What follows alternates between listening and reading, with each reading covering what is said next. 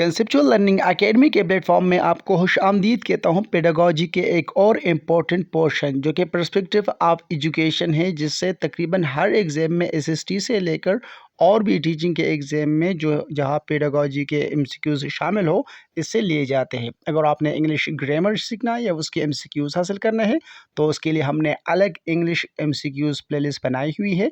अगर आपको pedagogy MCQs चाहिए हो तो उसके लिए अलग, और चाहे पॉलिटिकल साइंस हो या इस तरह के और सब्जेक्ट्स हो, तो उसके लिए हमने अलग अलग प्लेलिस्ट बनाए हुए हैं कंसेप्चुअल लर्निंग एकेडमी के चैनल पे, जहाँ से आप ना सिर्फ एक्सप्लेनेशन देख सकते हैं बल्कि फ्री पीडीएफ भी डाउनलोड कर सकते हैं। सो वीडियो को ज़रूर लाइक कीजिएगा, चैनल को सब्सक्राइब कीजिएगा और बेल का आइकन दबाएं। चलिए वीडियो को शुरू करते हैं क्वेश्चन नंबर 1 से। Which of the following is a major challenge to Pakistan education system? इसका right answer option number C है, लैक ऑफ ट्रेंड टीचर्स। जो टीचर्स पहले तो अवेलेबल नहीं है, अगर अवेलेबल है तो उसकी अच्छी खासी ट्रेनिंग नहीं हुई है, इसलिए ये एक मेजर चैलेंज है पाकिस्तान के एजुकेशन सिस्टम में। अगर आपने पाकिस्तान की एजुकेशन सिस्टम को ठीक करना है तो पहले टीचर को अच्छी तरीके से ट्रेनिंग देनी होगी। Question number 2, which policy is aimed at achieving universal primary education in Pakistan?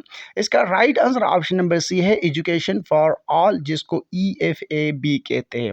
अगर EFA पॉलिसी ये इस चीज़ पे तवज्जो दे रही है कि जो यूनिवर्सल प्राइमरी एजुकेशन है, मतलब कि हर एक के लिए है, चाहे वो गरीब हो या मालदार हो।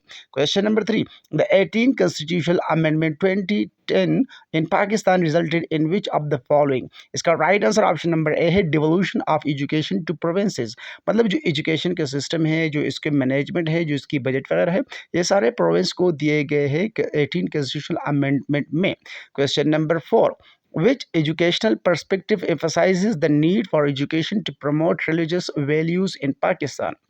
इसका राइट आंसर है option number B, Islamic perspective. जो इस्लामिक पर्सपेक्टिव है, ये रिलीजियस वैल्यूज़ पाकिस्तान में प्रमोट करते हैं, और यही नीड है एजुकेशन के लिए कि एक अच्छी तरीके से इसको पेश किया जा सके। Question number 5, what is the literacy rate in Pakistan as of 2023? इसका right answer option number B है, 60, क्योंकि 59 से लेकर 63% तक मुख्तलिफ जगहों पर कोट किया जाता है। तो यहाँ पर चूँकि ऑप्शन नंबर बी भी दिया गया है 60, तो ये इसका राइट आंसर तस्वूर किया जा सकता है। Question number 6, which of the following policies aimed to promote या improve female education in Pakistan? इसका right answer option number D है, Benazir income support programme, BISPB जिसको कहा जाता है, जिसमें माली मुआवनत दी जाती है बच्चों को, बच्चों के माओ को, या जो अच्छे खासे अडल्ट गर्ल्स होते हैं उनको। Question number 7, in which year was the first national education conference held in Pakistan? तो इसका राइट आंसर है 1949 यानी 1949 में जो फर्स्ट नेशनल एजुकेशन कॉन्फ्रेंस है पाकिस्तान की, या न्यूली फाउंड पाकिस्तान की, वो कंडक्ट की गई थी। Question number 8, What is the main aim of National Education Policy 2009? इसका right answer option number C में है, to enhance the quality of education. जो एजुकेशन है उसकी क्वालिटी को बेहतर बनाना, उसकी क्वालिटी को बेटर करने के लिए नेशनल एजुकेशन पॉलिसी 2009 को बनाई गई थी। 2010 में अमेंडमेंट भी लाई गई थी। Question number 9, which sector does the majority of Pakistan educational budget go to? इसका right answer option number A है, प्राइमरी एजुकेशन। जो प्राइमरी एजुकेशन होती है, जो प्री प्राइमरी या क्लास 1 से लेकर क्लास 5 तक होती है, या ग्रेड भी इसको कहा जाता है, तो वहाँ पर सिग्निफिकेंट पोर्शन जाता है, लेकिन अच्छे तरीके से ये एलोकेट या यूटिलाइज नहीं होती। Question number 10, which international organisation has contributed significantly to education reforms in Pakistan? इसका right answer option number C है, वर्ल्ड बैंक। वर्ल्ड बैंक जो कि मुख्तलिफ स्कूल्स को बनाते हैं या उसको इन्हांस करते हैं, उसकी लेबॉरेटरीज, लाइब्रेरीज वगैरह को बनाते हैं, मतलब कि वर्ल्ड बैंक अच्छा खासा कंट्रीब्यूट करता है।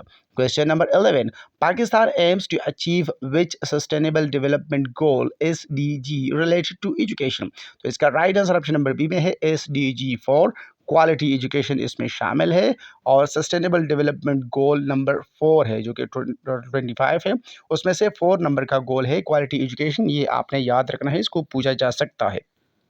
Question number 12. What is the focus of Pakistan's Vision 2025 in the education sector? इसका right answer option number C में है, यूनिवर्सल प्राइमरी एजुकेशन जो प्राइमरी एजुकेशन है उसको यूनिवर्सल बनाना, उसको हर एक के लिए सूटेबल करार देना और हर एक के एक्सेस में दे जाना, ये विजन 2025 है। Question number 13, which issue does Pakistan's education system face due to rapid population growth? इसका right answer option number B में है शॉर्टेज ऑफ स्कूल्स। जो स्कूल्स है, जो बिल्डिंग्स है, इसकी शॉर्टेज है। इसका मतलब है कि पॉपुलेशन जो बढ़ती रहती है तो वो इधर उधर गांव बसाते हैं, फिर वहाँ पर स्कूल्स नहीं होते। Question number 14, the higher education commission HEC of Pakistan was established in which year? तो इसका right answer option number B है 2002। हायर एजुकेशन कमीशन को 2002 में इस्टेब्लिश किया गया था इस क्वालिटी को इम्प्रूव करने के लिए, जो हायर एजुकेशन होती है उसकी क्वालिटी को और एक्सेसिबिलिटी देने के लिए। Question number 15, what is the most common medium of instruction in public schools in Pakistan? तो इसका right answer option number B है उर्दू।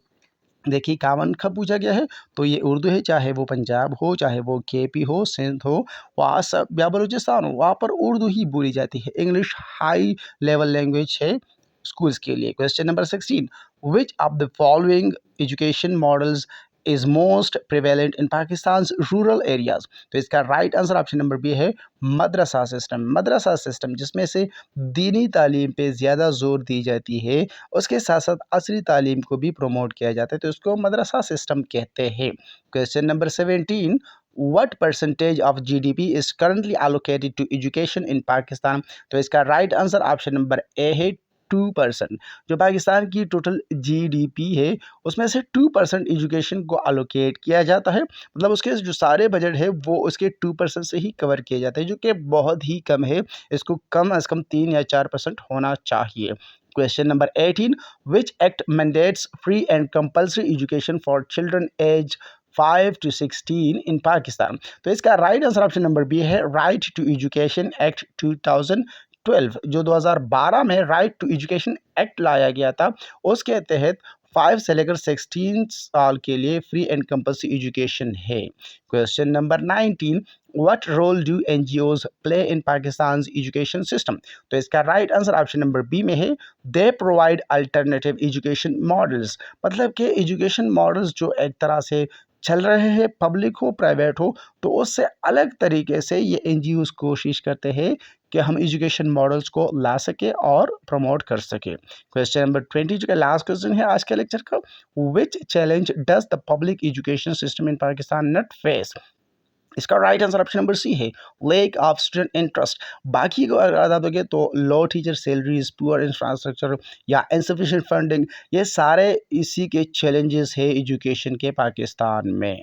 क्वेश्चन नंबर 20 के साथ आज की वीडियो को अख्ताम करते हैं। अगर आपको इंग्लिश ग्रामर के MCQs चाहिए हो, जनरल नॉलेज हो, जनरल साइंस हो, पाकिस्तान हिस्ट्री के हो, वर्ल्ड हिस्ट्री के हो, सिविक्स, पॉलिटिकल साइंस या कंप्यूटर साइंस वगैरह के MCQs चाहिए हो, तो आप डाउनलोड कर सकते हैं कंसेप्चुअल लर्निंग एकेडमी के प्लेटफॉर्म से। हमें आपकी सपोर्ट की ज़रूरत है। हमारे सपोर्ट के लिए इस वीडियो को लाइक कीजिएगा, चैनल को सब्सक्राइब कीजिएगा और बेल का आइकन दबाएं। Thank you.